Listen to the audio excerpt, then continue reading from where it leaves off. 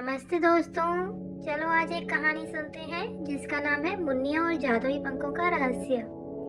एक बार हरे भरे जंगल में मुन्निया नाम की एक साधारण चिड़िया रहती थी। उसका रंग फीका और साधारण था और जंगल के बाकी रंगीन पक्षी अक्सर उसका मजाक उड़ाते। मुन्निया इससे उदास रहती, लेकिन वो बहुत मेहनती और दयालु थी। एक दिन मुन्निया ने अकेले बैठकर आसमान की ओर देखा और सोचा, काश मैं भी इतनी सुंदर होती कि सब मुझे पसंद करते। तभी एक बूढ़ा और समझदार उल्लू पास आया।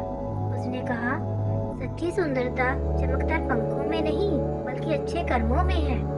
अगर तुम दूसरों की मदद करोगी तो तुम्हें एक एक करके जादुई रंगीन पंख मिलेंगे। अगली ही सुबह मुन्निया ने बीजों को इकट्ठा किया और जंगल में नए पेड़ लगाने लगी। इससे उसका पहला पंख चमकदार हरा हो गया। फिर उसने छोटी चिड़ियों को उड़ना सिखाया। उनका डर दूर करते ही मुन्निया को एक सुनहरा पंख मिल गया। ऐसे ही मुन्निया ने नदी किनारे का कचरा साफ किया। मेढक और मछलियां खुश हो गई। इससे उसका तीसरा पंख नीला हो गया। ऐसे ही धीरे धीरे मुन्निया के सारे पंख इंद्रधनुष की तरह चमकने लगे। अब उसे देखकर हर कोई हैरान था। मुन्निया बहुत ही सुंदर दिखने लग गई थी। एक दिन जंगल में आग लग गई। सारे जानवर और पक्षी डरकर भागने लगे। मुन्निया ने सोचा, अगर हम सब मिलकर आग नहीं बुझाएंगे तो हमारा सारा जंगल नष्ट हो जाएगा।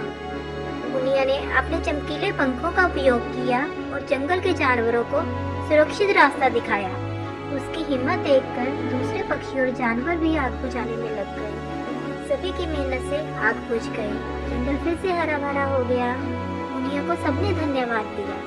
लेकिन जब मुन्निया ने अपने पंखों की ओर देखा तो पाया कि वो फिर से साधारण हो गई हैं। मुन्निया थोड़ी सी उदास हो गई। बूढ़ा उल्लू फिर से आया और बोला, तुमने अपने कर्मों से सबका दिल जीत लिया है। ये जादुई पंख सिर्फ तुम्हारी सच्ची सुंदरता दिखाने के लिए थे। असली सुंदरता तुम्हारे साहस और दयालुता में है। मुन्निया मुस्कुराई और कहा, अब मुझे समझ आया कि सच्ची खूबसूरती खूबसूरत दिखने में नहीं बल्कि खूबसूरत कर्मों से होती है।